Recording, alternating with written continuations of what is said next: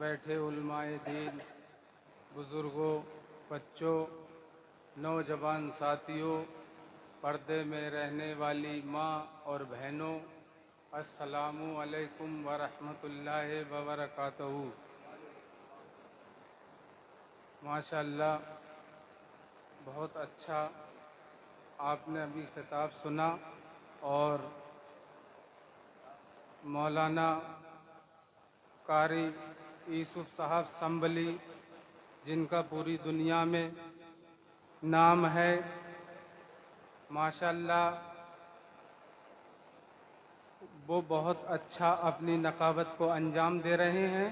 थोड़े से वक्त में, शॉर्ट से वक्त में बहुत कुछ बताकर चले जा रहे हैं। मैं ये देखना चाहता हूँ नात और मनकबत के साथ साथ आप तकरीर कैसी सुनना जानते हैं। मैं चंद मिनट के लिए आया हूँ। एक बार दुरूद पाक पढ़ें। अल्लाहुम्मा सल्ली अला सय्यदना व मौलाना व मलजाना व माबाना मोहम्मद वबारिक वसल्लिम सल्लु अलैहि सलातो व सलामन अलैका या रसूल अल्लाह या नबी अल्लाह या हबीब अल्लाह सल्लल्लाहु ताला अलैहि वसल्लम।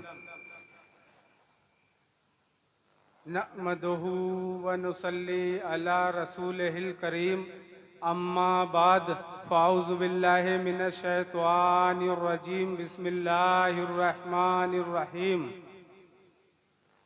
अच्छा, आप में से कोई ये बता सकता है आप लोग यहाँ क्या करने आए हैं? मैं बताता हूँ। आप और हम सब यहाँ मजदूरी करने आए हैं। बिगड़ना मत, कहीं कहो कि हकीम जी मैं जिम्मेदार हूँ, मैं किसी के बाप की मजदूरी नहीं करता। मगर सुनो, हम मजदूरी किसी जमींदार की नहीं बल्कि अहमद मुख्तार की करने आए हैं। आमना के लाल की मजदूरी करने आए हैं। और ये मजदूरी बारगाहे रसूल में कबूल हो गई तो हमें एक इनाम मिलेगा जिसका नाम होगा जन्नत। क्या नाम होगा? जन्नत। हम किसी नेता को देखने नहीं आए, किसी जमींदार को देखने नहीं आए, बल्कि अहमद मुख्तार को खुश करने आए हैं। अहमद मुख्तार को खुश करने आए हैं। और जब तक, तवज्जो करना, जब तक रसूल पाक से इंसान दिल नहीं लगाता वो इंसान खोखला है, खोखला कुछ नहीं है। जब तक रसूल पाक से दिल दुनिया में नहीं लगाया कुछ नहीं है। मैं आगे इंशाअल्लाह बोलूंगा, आप मचलते चले जाएंगे। जब तक रसूल पाक से दिल लगाया नहीं, दुनिया में कुछ कमाया नहीं। सुनो, दुनिया में कुछ कमाया नहीं।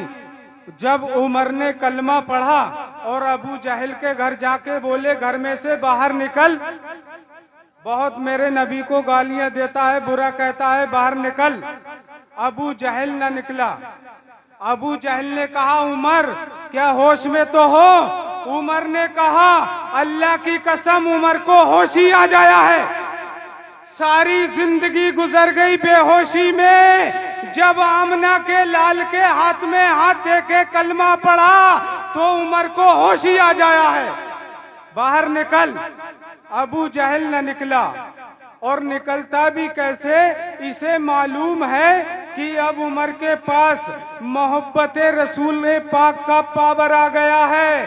वो पावर जिसके सीने में रसूल पाक का पावर आ जाए तो कभी सिद्दीक बन के चमकता है, कभी उमर बन के चमकता है, कभी उस्मान बन के चमकता है, कभी अली बन के चमकता है, कभी खालिद बिन वलीद बन के चमकता है। और इस 14वीं सदी में चमके तो इमाम अहमद रजा खान बन के चमकता है। इस 14वीं सदी में चमके तो इमाम अहमद रजा खान बन के चमकता है।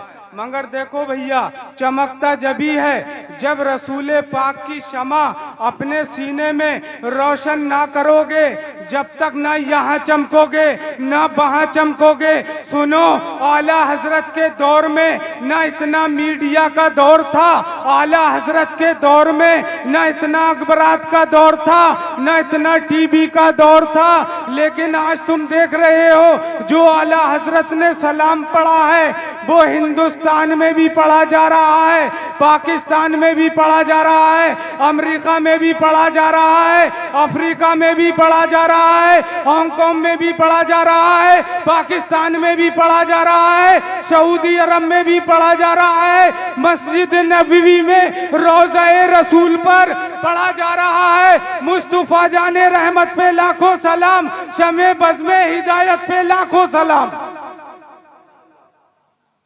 इससे बड़ी मकबूलियत हो सकती है? रोज़ा रसूल के सामने, रोज़ा रसूल पर मस्जिद नबवी के हाथे में अहमद रजा का लिखा हुआ सलाम पढ़ा जा रहा है। मुस्तफा जाने रहमत पे लाखों सलाम, शमे बज़्मे हिदायत पे लाखों सलाम। मैंने कहा अहमद रजा, तुम्हारे चमकने की वजह ये है कि तुमने अपने सीने में रसूल पाक की शमा को रोशन कर लिया है, इसीलिए आप चमक रहे हो। हिंदुस्तान में देखो तो चमक रहे हो, पाकिस्तान में देखो तो चमक रहे हो, और कसम खुदा की इससे बड़ी मकबूलियत का परवाना हो ही नहीं सकता कि रोज़ा रसूल के सामने लोग खड़े होके पढ़ रहे हैं मुस्तफा जाने रहमत पे लाखों सलाम, शमे बज़्मे हिदायत पे लाखों सलाम। अब लोग जलते हैं, आला हजरत आला हजरत। हमने क्या जलो मत, जिसे मेरे सरकार अता कर दें। ये वादी रजा की कोई हिमालय रजा का है, जिस तरफ देखिए वो इलाका रजा का है।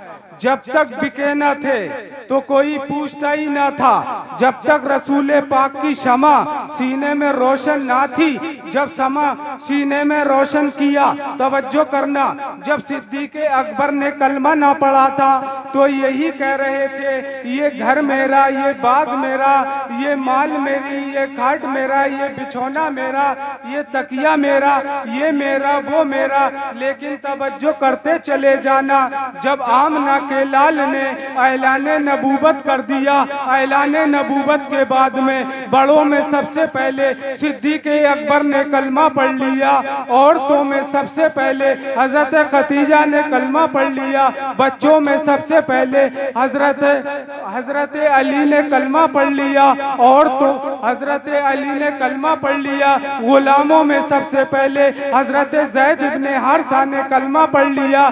जब इन नफूस कुदसिया ने कलमा पढ़ लिया, अब आगे बढ़ते चले जाओ। फारूक आजम ने कलमा पढ़ लिया, अब आगे बढ़ते चले जाओ। और दूसरे लोगों ने कलमा पढ़ लिया, और जब तक कलमा ना पढ़ा था तो यही कह रहे थे, ये मेरा वो मेरा, ये मेरा वो मेरा। लेकिन जब रसूल पाक के हाथ में हाथ देके कलमा पढ़ा तो सिद्दीक़ अकबर बोले, या रसूल अल्लाह, ये सदाकत तुम्हारे लिए। उमर बोले, ये अदालत तुम्हारे लिए। उस्मान बोले, ये सखावत तुम्हारे लिए। अली बोले, ये सुजात तुम्हारे लिए। हसन बोले, ये खिलाफत तुम्हारे लिए। हुसैन बोले, ये शहादत तुम्हारे लिए। गौसे पाक बोले, ये विलायत तुम्हारे लिए। गरीब नवाज बोले, ये करामत तुम्हारे लिए, ये करामत तुम्हारे लिए। मखदूम सा शमना बोले, ये तरके सनसनत तुम्हारे लिए। तो बरेली का अहमद रजा बोला, या रसूल अल्लाह, ये जमीन और जमा तुम्हारे लिए, ये मकीन और मक्का तुम्हारे लिए, ये चुनी नो चुना तुम्हारे लिए। हम आए यहाँ तुम्हारे लिए, उठे भी वहाँ तुम्हारे लिए। या रसूल अल्लाह, तुम्हारी चमक, तुम्हारी धमक, तुम्हारी झलक, तुम्हारी महक, जमीन और फलक, शमादो समद, वो दिन हो भले जो फूले फले। रजा की ज़बां तुम्हारे लिए, तुम्हारे लिए, तुम्हारे लिए, सब कुछ तुम्हारे लिए। ऐ इश्क तेरे सदके, ऐ इश्क तेरे सदके, जलने से छुटे सस्ते। जो आग लगा देगी वो आग बुझाई है। तो मैंने कहा है मेरे आका अहमद रजा, जुमले पे तवज्जो करना, तवज्जो। तो मैंने कहा है मेरे आका अहमद रजा, जब तुम इस नजदियत की आंधी में तुम तन्हा थे, अकेले थे, क्या तुम्हें डर ना लगा? ऐ मेरे आका अहमद रजा, चारों तरफ से नजदियत की आंधी चल रही थी, ऐ मेरे आका अहमद रजा, क्या तुम्हें डर ना लगा? डंके की चोट पे